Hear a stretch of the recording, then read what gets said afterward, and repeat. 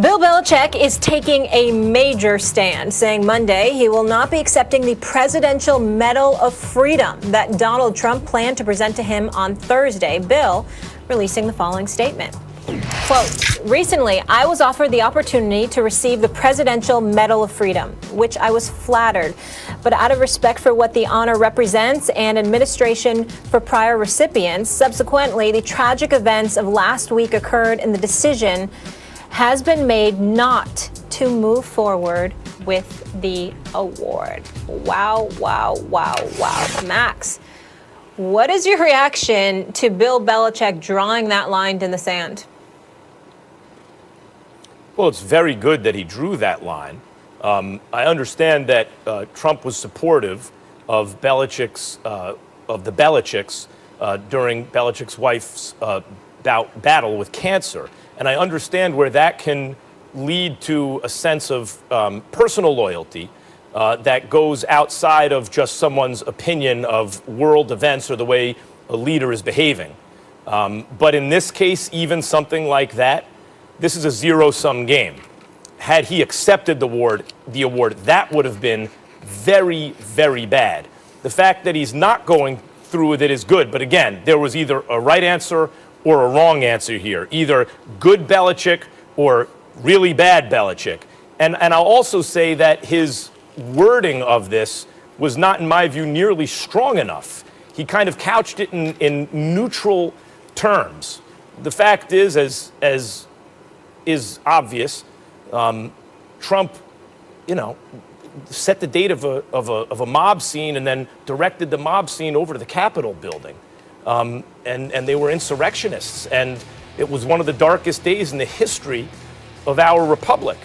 I don't think you can accept a medal from that guy right now if you're Belichick. And while I commend him for ultimately doing the right thing, Stephen A., I wish he would have been a little more forceful in his phrasing. Well, listen, he could have been a bit more forceful in his phrasing, but there are multiple ways to skin a cat, per se, and everybody's not the same. As a black man and as a member of the African-American community in this nation, there have been many, many situations, a multitude of times where as black people, we wished that there were others who were a bit more outspoken, a bit more vociferous in their language, in their speech, and would attack a particular issue with the level of vigor that some of us would have as well. But everybody's not that way. Bill Belichick is not that way. And so we have to respect that and appreciate where he's coming from. We got the message. We understand what he was saying. In light of what had transpired last week in the nation's capital, at the U.S. Capitol, it was an absolute disgrace. We know where I stand on the record. The president did that. He instigated that situation because I watched his entire speech. I'm not talking about all the other things that he did that people like yourself and others may lament ad nauseum. I'm talking strictly about the speech that he gave prior to those folks walking over to the U.S. Capitol and conducting themselves in the heinous fashion that they conducted themselves in. Bill Belichick alluded to that. He sent that message. And remember, this was a friend of his as well. It's a friend of Robert Kraft's as well.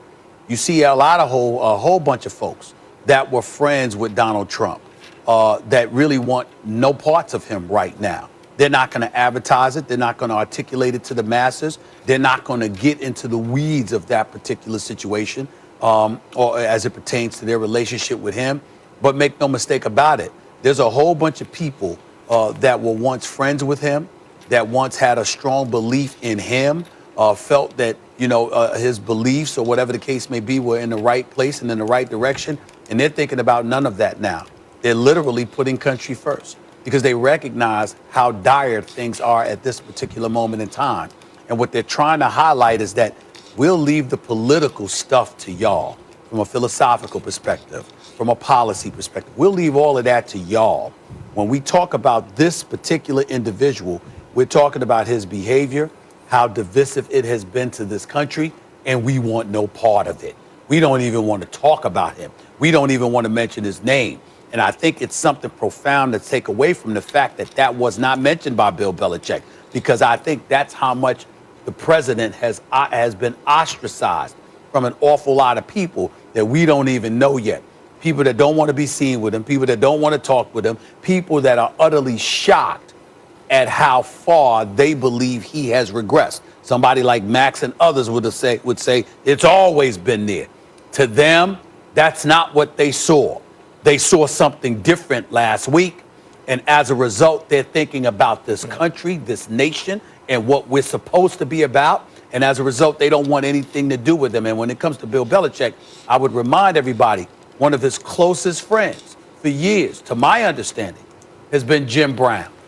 And say what you want about Jim Brown, but Jim Brown was an iconic football player and an iconic figure because he was one of the preeminent faces in the world of sports during the whole civil rights struggle. That's that Jim Brown. That's a guy that's been close with Bill Belichick for many, many years.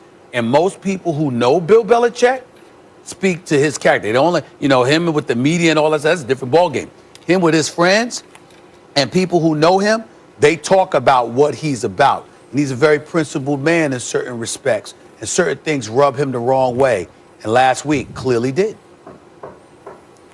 Well, I do want to give Belichick credit for making the right choice here. But there was no other choice to be made by anyone with any shred of decency. On top of the symbolic stuff that went on, for example, we showed an image of the Confederate flag being waved around in the Capitol building. Stephen A., that never happened in the Civil War. But that happened, a couple days ago. There's that symbolism. Also, a cop was beaten to death by that mob. There was no way any decent moral or ethical person could support a president who has told so many lies, but the latest of which is a series of lies about election fraud in order to whip up a mob of insurrectionists and point them toward the Capitol building. Like, if Belichick would have accepted the award, that would have ended his reputation publicly forever. So he does deserve credit for making the right choice. But it's not fair. But here's what what's choice not did he fair. have? But here's what's not fair. He didn't ask for the Presidential Medal of Freedom. I mean, the invitation came his way, and he said no. Now, if it was something he sought, that would be different. But I don't think that we should be looking at it and saying, well, what does he want, a cookie? He made the right decision because he really had no choice. He had no choice. Well, guess what? He didn't ask for it. I mean, the point is it was presented to him. And I'm saying that as a result of that, I don't feel that this particular instance, for his unwillingness to show up there and accept such an honor, he's saying, no, it's not an honor. I don't want to be a part of this because he didn't seek it out. He didn't ask for it. So I don't think this is something to critique him over. I'm with that. I'm with that. And at the end of the day, particularly in these times, I don't like people who say, but what about this person who enabled and that person who did this? And what about if you make the right decision at the end of the day, you do deserve credit and the person should get credit. Yeah. I would just like to temper the enthusiasm with which we give that credit to Belichick in this instance. He absolutely did the right thing. I don't see anybody but the wrong thing here would have been unthinkable. We're just discussing it. Nobody's enthusiastic. Yeah. We ain't waving pom-poms and cheering and having a parade line. Yeah, excuse me, but as far as enthusiasm and elaborating, that's never been Bill Belichick's style. So he's always been principled. He made his point in few words, and he did the same thing here. We'll leave it there. Great discussion, fellas, as always. But let's switch gears to the Cowboys. What did Dallas do yesterday that has us remembering this infamous onside kick coverage by the Falcons in